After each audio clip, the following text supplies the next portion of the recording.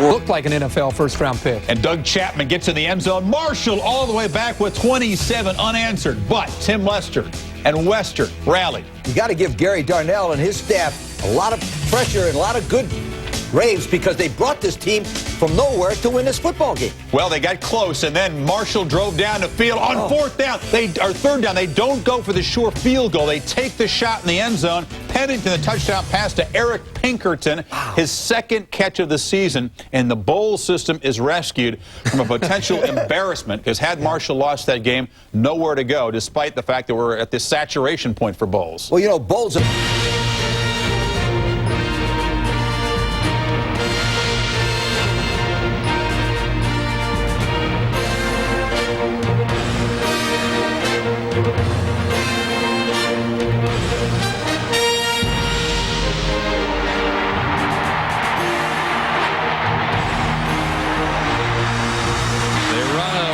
again for Ward. Turn back inside. Bounces off Michael Boone. That's an awful lot of running and still going. He's going to score. Unbelievable. He's at the 45, the 40, the 35, the 30. He's going all the way down the sideline. Touchdown, no flag, no flag. Alexander, left side, big hole, 20, 15. He's going to go. He's going to go. He's gone. Touchdown. Cochran. He'll throw it deep for Johnson. It's caught. It's caught at the 12. It's deflected. Arlen Bruce made the catch. There's the snap. Ball down. Shane swings the leg through. This kick is in the air. It is good. It is good. Shane Graham wins it for Virginia Tech. Bubbles picked up by Montgomery. Throws a pass across the field. Caught by Richmond Flowers. He dives. Touchdown.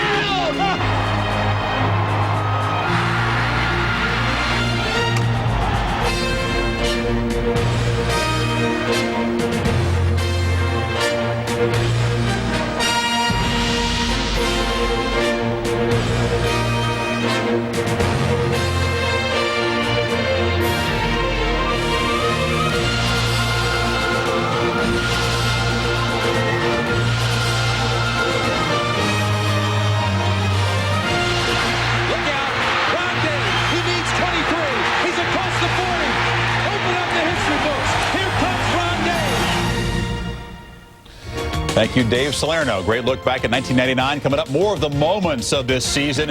And we'll talk both. Well, the stakes are only raised. Now, what's it like to play in an Army-Navy game? Very few of us will ever know. But we'll let the veterans of these wars try to explain.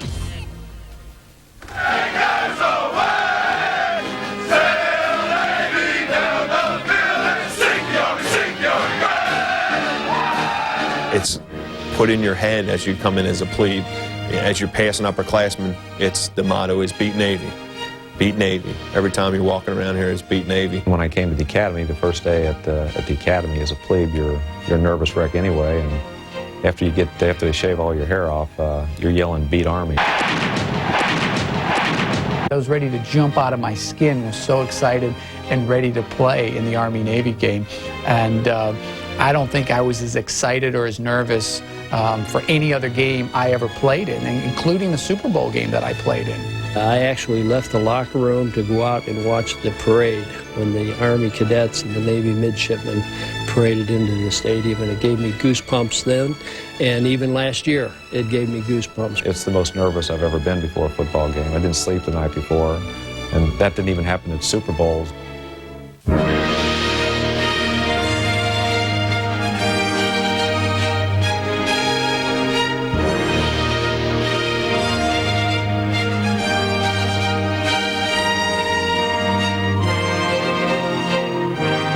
Initially, the game was canceled, and then Jackie said no, the president would have wanted this game to be played.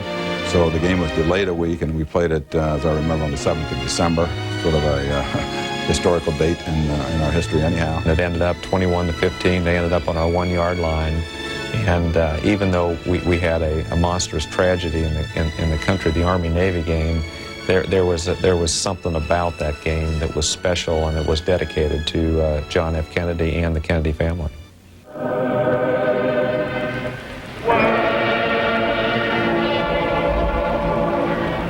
There was a calmness at the end of the game. And you had a sense excitement and being thrilled at having been victorious. The Army-Navy game, though, is for me was the first experience I had to really understand what it meant to feel the way you felt after a big victory. And that Army-Navy game in '62 was the best feeling I had as an athlete after a victory. The fact that it is still on every year and generates the interest it does, even though it may not be for the national championship, I think speaks to the tradition and the history of that game and really to football, because that game has been a symbol of football for 80, 90, 100 years. I know Ensign Corso still gets goosebumps seeing that kind of stuff. I was on the Navy staff 32 years ago when I won this robe when we beat Army 1914. It's one of my favorite and most prized possessions. Permission to come aboard and pick this game, sir. You got it. Okay. Yes, sir. Navy's quarterback Brian Madden. He'll run, he'll throw, and the midshipman will beat Army by 1 touchdown. Sir. You better stand up if you're going to pick Army. I know. I mean, look how he stands. He stands like he's like... The bearing is still there. I'm going with Navy. You're going to talk you into it? I'm going to go with Navy. Go with Navy. Odd year, the last 5 times they've won it. Forget about it. Go with Navy. Forget about the reasoning. Better team, but I don't know. Permission to throw to break, sir. Yes, sir. All right. Go get him. Sean Alexander in the SEC. Can he do it to the Gators again? And we'll tell you about Lee. You got Giovanni Carmazzi and Hofstra trying to win a 1AA national championship. For Joe Gardy. His first ever 1AA playoff victory over Lehigh. Once again, he's being hyped. This week, 7 agents tried to reach him in a single day. I get called. I never pick up the phone, ever. In April, the NFL will call. The skeptics and doubters will resurface. But again, they will only serve to fuel Carmazzi. I'm going to do what it takes to be a successful player at the next level. I'm very confident in that. You know, I can do it. I know I can. You meet him, and you believe him. Huskers' narrow escape against Colorado created by the fumbleitis. Can they conquer that? And can Florida bounce back?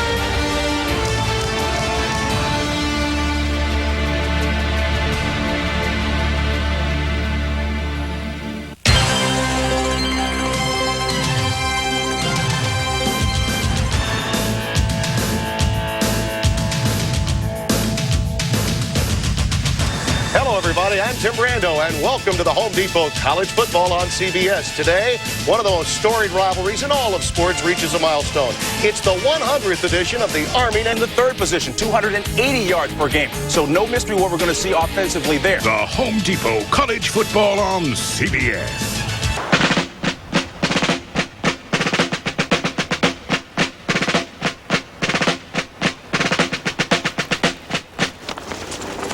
The Army-Navy game was something that built up throughout the season by the coaching staff, by the players. There is no other rivalry that compared to the Army-Navy game. Colonel retired Al Vanderbush, class of 1961, United States Military Academy. Obviously, the first thing you do when you become a midshipman, plebe year, is say beat Army. That's the whole tune of the next 4 years. No matter what you do, it ends up with beat Army. Captain Bo Coppage, United States Naval Academy class of 1947. Plebes at the military academy grow up with the naval rivalry on their tongues. When they first come in, it's beat Navy, sir. Go Army, beat Navy, sir. This is the definition of real rivalry. The Navy game is not for yesterday or today. It's forever. What you do in the Navy game is going to be with you the rest of your life. You may forget other games, but you're not going to forget that game. Captain Joe Steffi, U.S. Military Academy class of 1949. I've never seen the adrenaline flowing so much. Trying to make a yard was unbelievable. The guy with the ball was in danger. Captain Bill Busick, U.S. Naval Academy class of 43. The 46 Army-Navy game. Army was 35-point favorite, and the game ends up with Navy on our goal line. Army won 21-18, but I can remember my hands were on the chalk of the goal line on defense. I remember looking up at that clock, and it was 5 seconds to go, and I thought that 5 seconds was 5 hours. I mean, I thought that clock would never get out. But it did end, and we were saved. I think this is unique in the sense that the young people who are out there doing battle on the gridiron are going to do battle together out in the battlefield. Rivals for this day, but later comrades in arms. Beat Navy, sir! Beat Army, sir!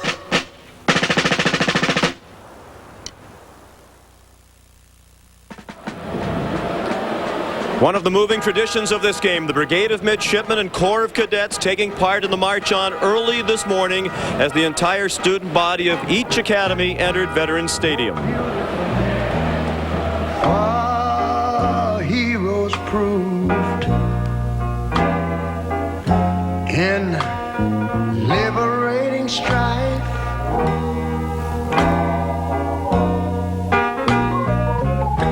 Who more than self their country loved, and mercy more than life.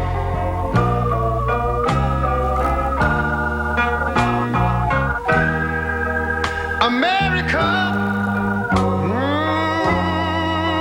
America, make God thy gold refine, till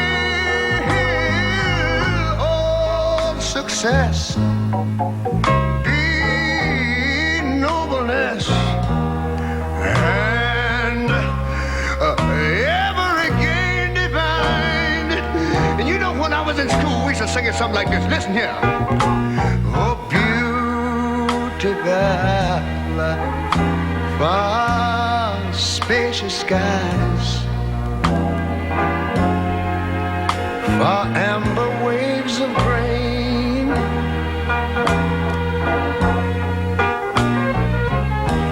far purple mountain majesties. Over the fruited plain. But now wait a minute. I'm talking about America, sweet America. You know, God done shed his grace on thee. He crowned thy good. Yes, he did. Heavy brotherhood. From sea to shining sea. Oh, Lord. Oh, Lord. I thank you, Lord.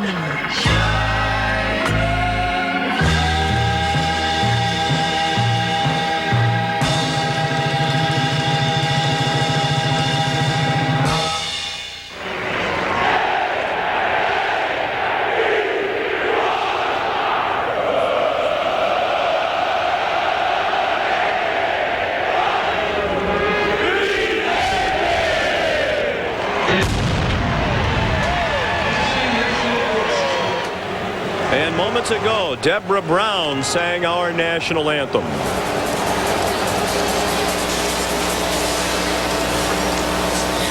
Oh, say, can you see by the dawn's early light what so proudly we hailed at the twilight's last gleaming, whose broad stripes and bright stars through the perilous fight o'er the ramparts we watched were so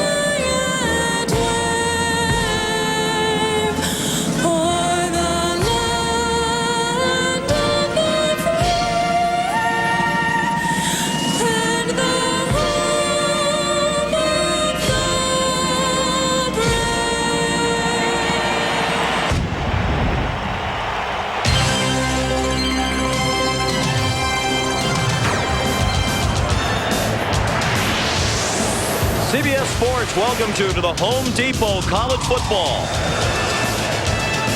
Today, it's the 100th meeting between the cadets of Army and the midshipmen of Navy.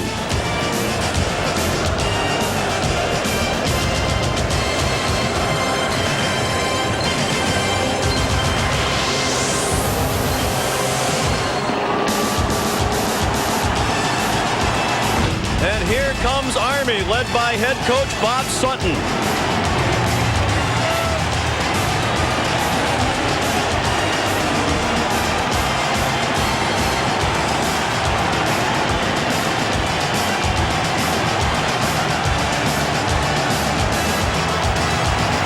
And the midshipmen of Navy.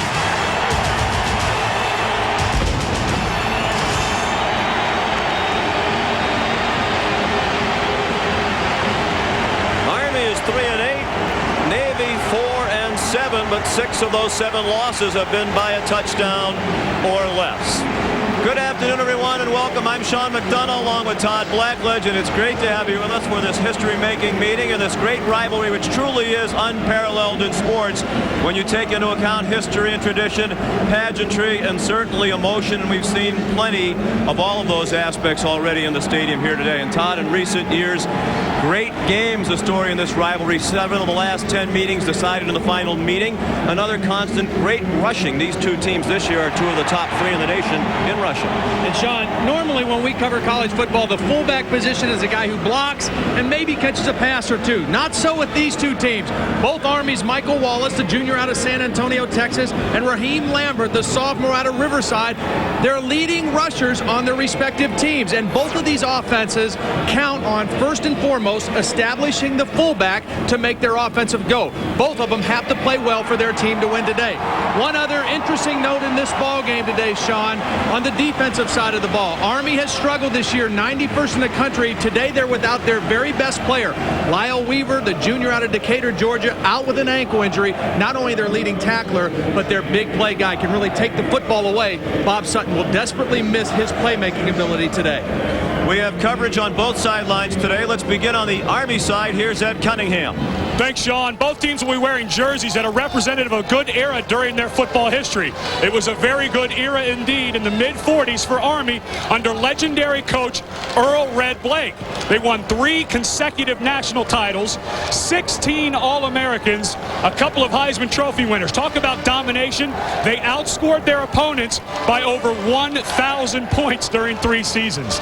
We have coverage on Navy sideline as well. Let's go over to Michelle Tafoya. Michelle? All right, Ed, thank you very much. Navy's throwback uniforms are from the era that produced the Academy's 2 Heisman Trophy winners, Joe Bellino in 1960 and Roger Staubach in 1963. And the players wearing them today are uniform in mindset as well. Moments ago in the Navy locker room, Charlie Weatherby addressed his troops saying, let's give 4 quarters of focused fury. This is the opportunity of a lifetime.